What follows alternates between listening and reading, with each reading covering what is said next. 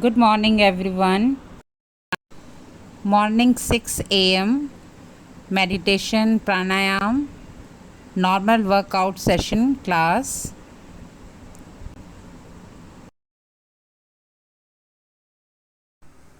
योगा के आधे घंटे बाद मैंने एनिमा लिया।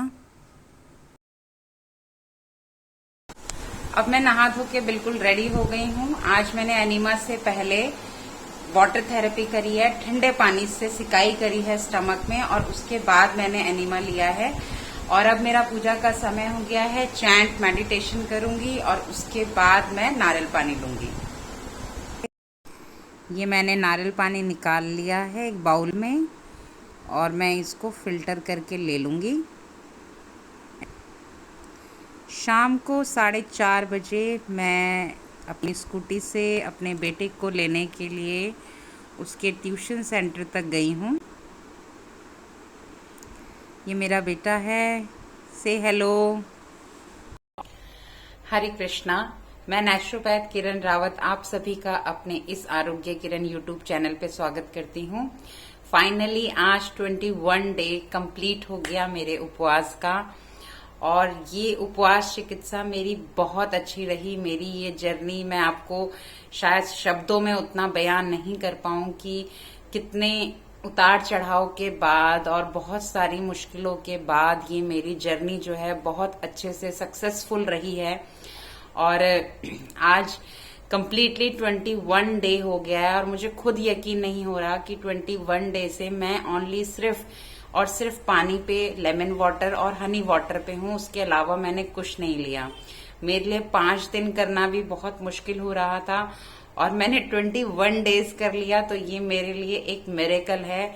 और सच में इसके जो मुझे रिजल्ट मिले हैं वो भी मुझे बहुत ही ज्यादा अच्छे मिले हैं।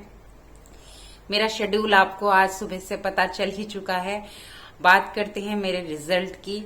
तो मैं आप सभी को बताना चाहूंगी कि जन्माष्टमी से एक हफ्ते पहले मुझे वैक्सीनेशन लगा था कोविशील्ड का, और मुझे 2 डेज तक कोई प्रॉब्लम नहीं हुई। ना मुझे फीवर आया, ना मुझे हैंड में पेन हुआ, मुझे कुछ भी दिक्कत नहीं हुई। और मैंने 2 डेज तक बिल्कुल इजीली अपना सारा वर्क किया। और आफ्टर 3 डेज जब मैं मॉर्निंग में उठी तो जिस तरफ मेरे को वैक्सीन लगा हुआ था लेफ्ट साइड में, उसी लेफ्ट साइड के चेस्ट में मुझे बहुत पेन था। और जब मैं सुबह उठी मैंने देखा तो मेरे लिए वो बहुत ही भयानक स्थिति थी, क्योंकि मेरी लेफ्ट साइड की ब्रेस्ट जो है वो बहुत सूज रखी थी और वो पूरी रेड हो रखी थी। और मैंने उसमें ट्रीटमेंट स्टार्ट किया। हमें कोई भी इम्प्रूवमेंट नहीं हुआ। नेक्स्ट डे तक मैंने लेप भी लगाया, बट मुझे कोई भी इम्प्रूवमेंट नहीं हुआ।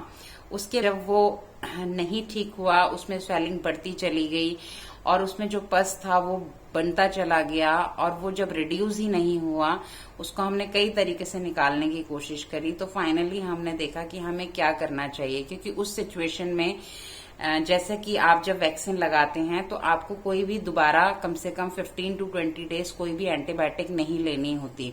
और मेरी वो कंडीशन थी कि बिना एंटीबायोटिक के मुझे कुछ भी नहीं दिया जा सकता था।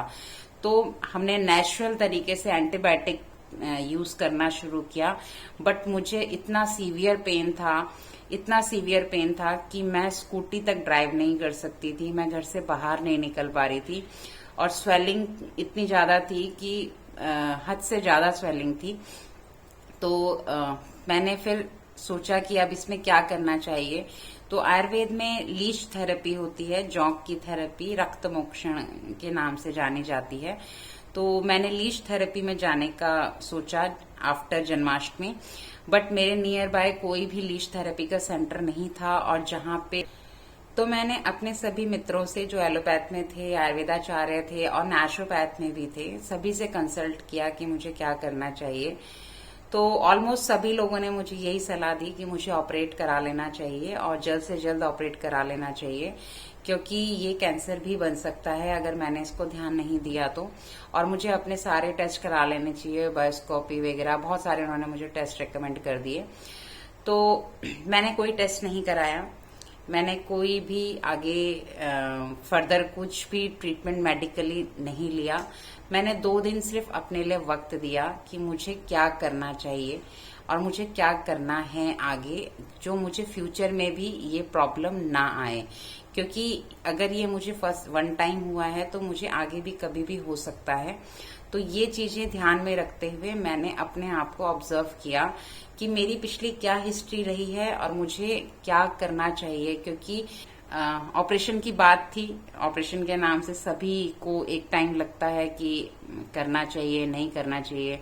फिर मैंने और 2-3 लोगों से सलाह ली, एलोपैथ में भी, तो उन्होंने भी मुझे यही सजेस्ट किया कि मैम आपको ये जल्द से जल्द ऑपरेट करा देना चाहिए, क्योंकि ये जो सिचुएशन है ये बहुत ज्यादा सीवियर हो चुकी है।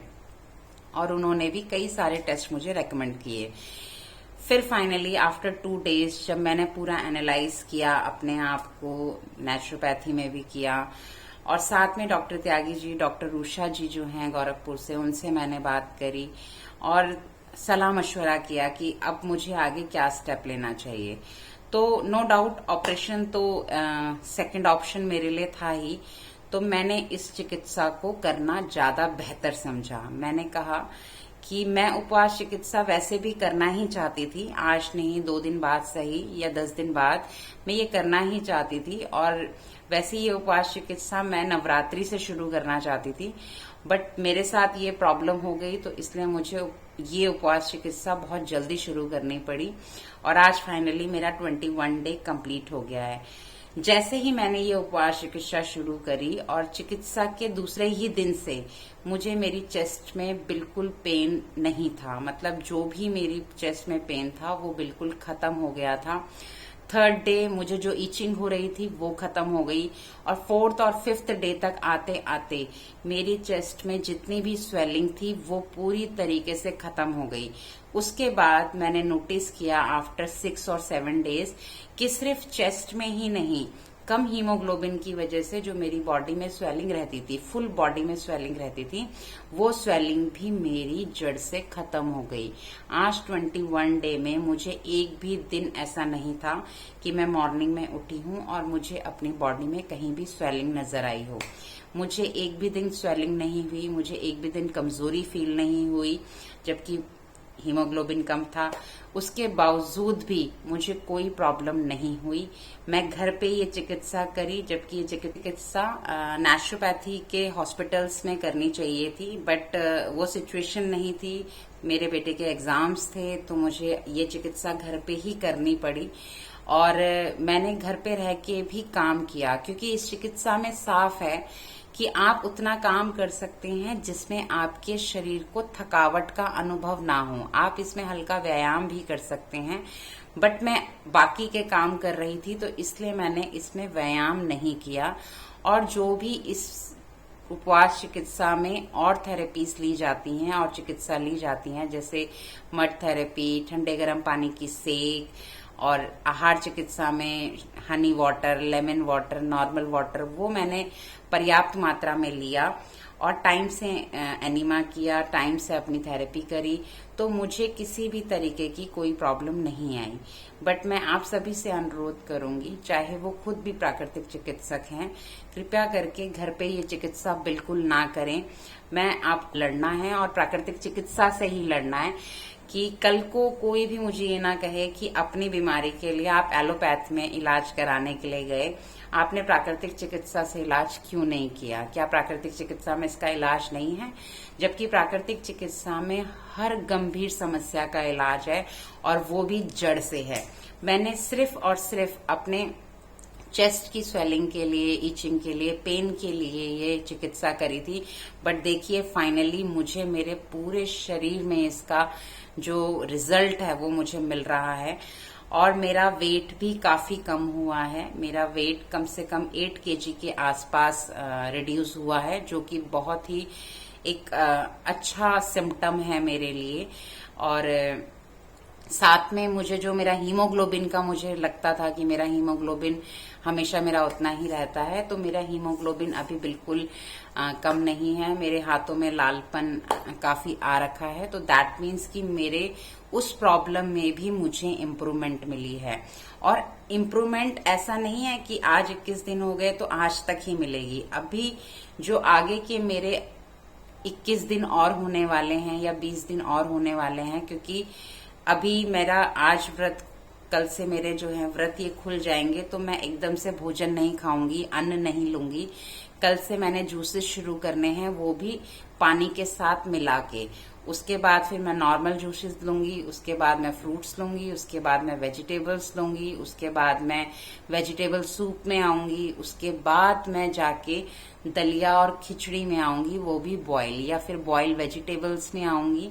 ऐसे ऐसे करके मेरी डाइट में धीरे धीरे करके चीजें इंक्लूड होती चली जाएंगी। और मुझे नहीं पता फाइनली मैं कब तक एक नॉर्मल रूटीन में आऊंगी, बट इस टाइम में आने में कम से कम 15 से 20 दिन मुझे और लगेंगे एक नॉर्मल रूटीन में आने में, सात्विक भोजन में आने में।